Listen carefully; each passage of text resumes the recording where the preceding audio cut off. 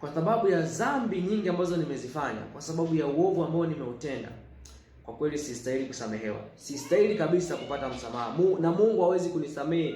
Haiwezekani Mungu anisamehe kwa dhambi zote hizi ambazo nimezitenda. Ni kitu ambacho hakiwezekani. Ni kitu ambacho hakiwezekani. Kuna watu ambao huwa wanachukulia hicho kama kigezo cha kutokuokoka au kutokumpokea Yesu, kwa sababu anajipima, anajiangalia dhambi ambazo amezitenda, mabaya ambayo ameyatenda.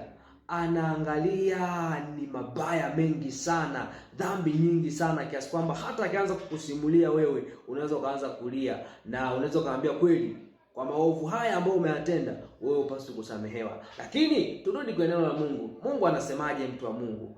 Hayo ni mawazo yako na mawazo ya watu wengine, kwamba kwa wingi wa dhambi zako, kwa ukubwa wa maovu yako, wewe Mungu hawezi kukusamehe, wewe ni kuni kule jehanamu. Hapana, mtu wa Mungu, usiyachukue maneno ya watu ukayaingiza kwenye maisha yako.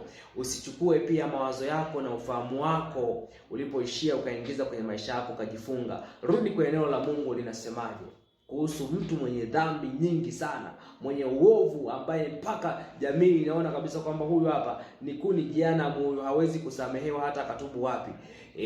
Mungu anasema nini kwa huyo mtu?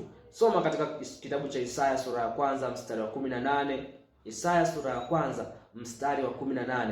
Biblia inasema kwamba haya, njoni tusemezane, asema Bwana, dhambi zenu zijapokuwa nyekundu sana, zitakuwa nyeupe kama theluji, zijapokuwa nyekundu kama bendera, zitakuwa kama sufu. Bwana Yesu asifiwe. Alafu mstari wa 19 anasema, kama mkikubali na kutii, mtakula mema ya nchi, bali kama mkikataa na kuasi, mtaangamizwa kwa upanga, maana kinywa cha Bwana kimenena haya. Bwana Yesu asifiwe sana. Kwa hiyo wewe ambao ulikuwa unatumia hicho kama kisingizio cha kutokumpokea Yesu, cha kutokuokoka, imekupasa ujue kabisa kwamba rehema ya Mungu ni kubwa kuliko dhambi zako.